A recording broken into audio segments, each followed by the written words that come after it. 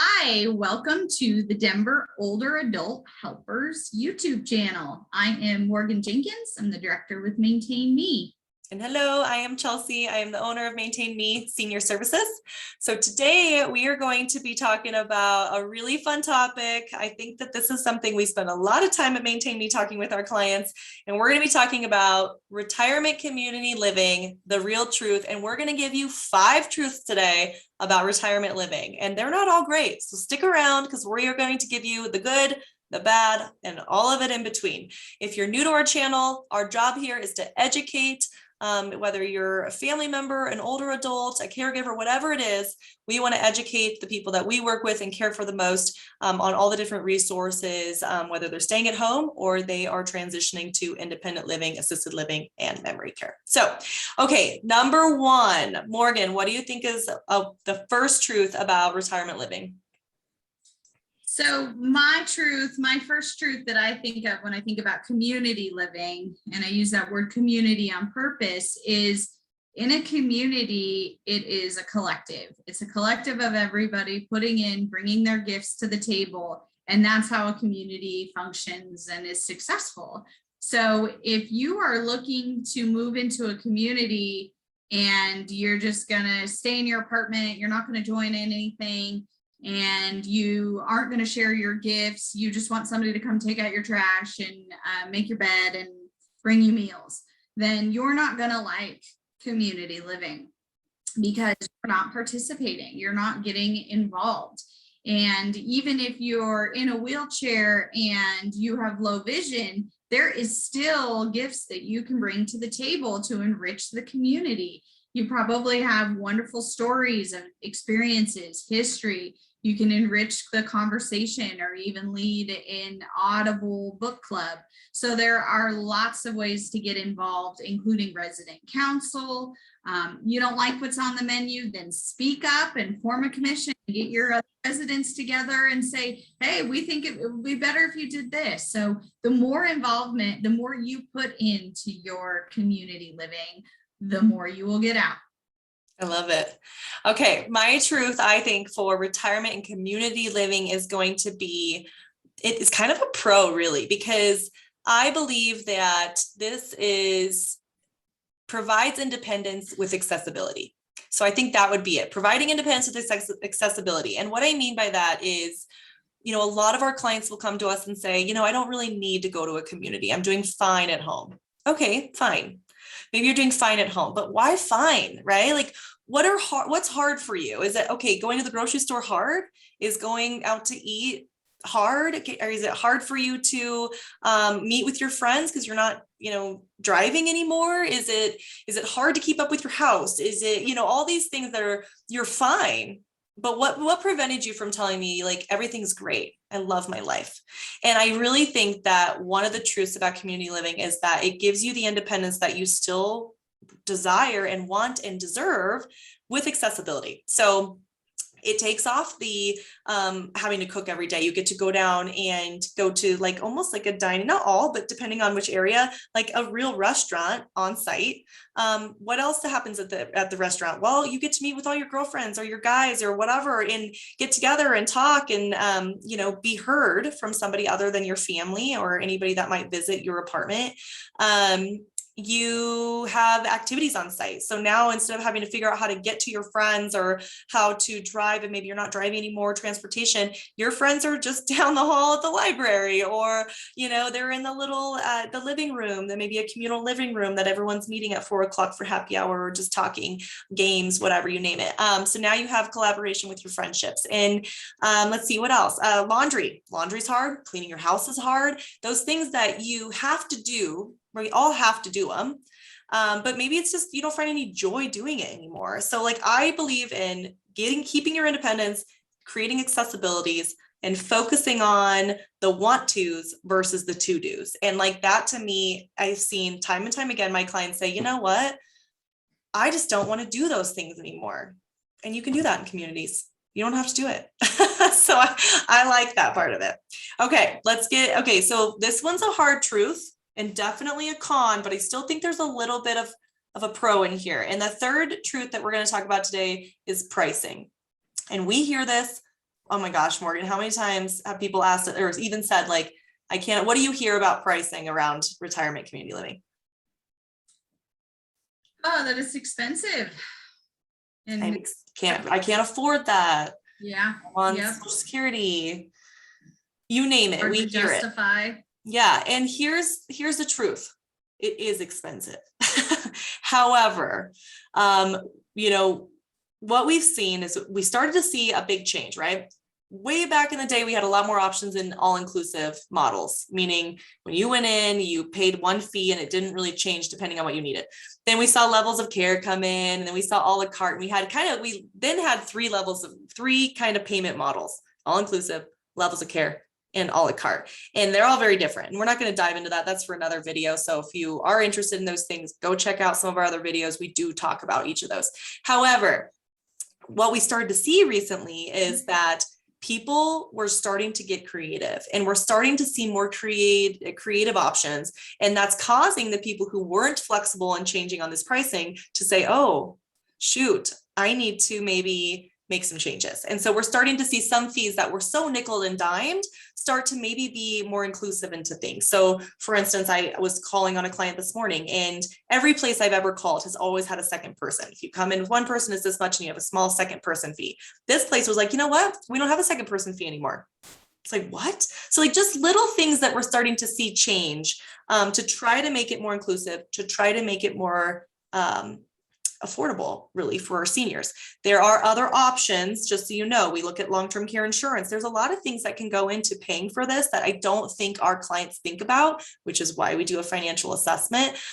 Is it expensive? Yes, especially in comparison to what this generation, you know, is used to paying for these types of services. It is expensive. However, it's 100% doable. And there are places that if you run out of money, they still allow you to be there and age in place. So I think that there is some hope. Do you agree on the horizon with this whole starting to see changes in what things look like? Yeah, I think there's definitely hope. I think that COVID has really shaken up the industry, and it needed it. Yeah. So now as the dust settles and some buildings are, you know, very low occupancy, they are going back to the drawing board and saying, okay, we have a price we have to charge because of real estate, and we have to have good help and good staff. But what else can we offer to make this more enriching, to make it more about independence, like you said, and not dependence, and just to make life sweeter, not harder. Yeah, agreed. That actually leads into the fourth truth, which is a big one, right? And this one, listen, we work in this industry. Do you think we want to talk about this truth? No, but we have to, because we have told you that we're going to come on here and we're going to educate you. And we believe in setting expectations. So Morgan, what's our fourth truth? Turnover and staffing shortages. It's everywhere in the news. If you are living in a retirement community, if you visited a nursing home or a hospital recently, they are short-staffed, and they will tell you that. So the first thing on staffing and shortages, the first thing I will say is be kind to the people who showed up. Their job is really hard. What they're doing is often thankless. And it's thankless because communities in the past have sold dependence. So you're going to come in here and you need to depend on these people to help you with things you can't do at home. But it isn't. It's if you know, like our first truth, if you go in and treat it like a community, you're not depending on them. They're depending on you. It's a circle, because you're bringing gifts to the table. They're bringing their care support to the table. And when a person who's working a job feels valued, like what they do matters, and the job that they do is seen as important, then they're not going to leave that job. So right now, our staff is having turnover and shortages, and you know, some of it is it's an entry-level job, they get promoted, you know, we have that. But the underlying, the great resignation, as you'll also hear in the news, is because people don't feel valued. So I think that's it's a huge issue, and it's a huge truth that needs to be addressed. Yeah, I will put some light on this. To add. Yeah, I will put some light on this. Clients that I'm working with that are trying to get care at home are having a harder time with turnover and shortages and people showing up than communities. And it's just the way it is. So I've had 2 people recently who have wanted to stay at home. We got them all the resources that they need to try to do that. And they called me within a couple of weeks saying, you know what, like the shortages is so bad that it's just not worth this. And I thought I was going to get more help. Now, the good thing about communities is you have to have a certain amount of staffing. It's just the way it is. It's a regulation. You have to have a certain amount of staffing. And if the caregivers don't show up, guess who does it? They all have to step in to meet this requirement. And because of that, we start to see a little bit more consistency in that. And so a lot of people will leave from their home because they couldn't supplement the care because the shortages in that, and go to a community that has an expectation of the amount of staffing and ratios on staff. And so that is kind of helpful, and I have been seeing it a lot. But again, yeah, it all comes down to, and it's a really good question. It's something that we ask when we tour too. We set the expectation with our clients. Hey, yes, everyone's having turnover, but it is important to know, do you have any longevity in your staff? Who are those people? Is that somebody that I can meet and create that relationship with some of the key players, so that it doesn't feel so hard. If there is a change in the staff, that you're constant, the owners, are you involved with the owners? Is it small enough to be involved with the owner? So there's some definitely things around that we can do to try to create some consistency, and some safety around that. I think a lot of people, they just don't like change, and that's hard. So I think creating some, having some responsibility, if you do move into community, to find those people who have longevity, cultivate those friendships. And then by the end, sometimes when other people come in, you're the boss, more about that place, and you get to educate, and you find some roles in maybe helping the caregivers settle in. And that kind of leads into our 5th truth. What's our 5th truth, Morgan? It is finding purpose. Yes. So finding purpose. I can talk about this in a number of levels. So I'm going to start with one that I think is the most obvious, and then we can kind of go from there. I think finding purpose in a memory care is such a beautiful example, but kind of extreme, a beautiful example of this whole finding purpose thing. When somebody is cognitively impaired and they go into a memory care, say, these staff are constantly finding ways that these people find purpose. They might fold laundry. They have these little jobs that they find in the community that gives them purpose for being there. They're not just, they're not just there. They actually serve a purpose in this community, whether it's a small, and these are people who may or may not even know they're doing it. And that's how important this is. Like, it comes natural to us to try to find purpose all the way into memory care. And I think that's the most obvious example, but can we talk about some other, finding purpose? How do we describe that best to people? Yeah, one example that I love to highlight is Open Arms Assisted Living in Montbello, which is a neighborhood of Denver. They have a partnership with the Denver Botanic Gardens, and the Denver Botanic Gardens comes out and does gardening club, which teaches them how to plant and harvest and maintain a garden.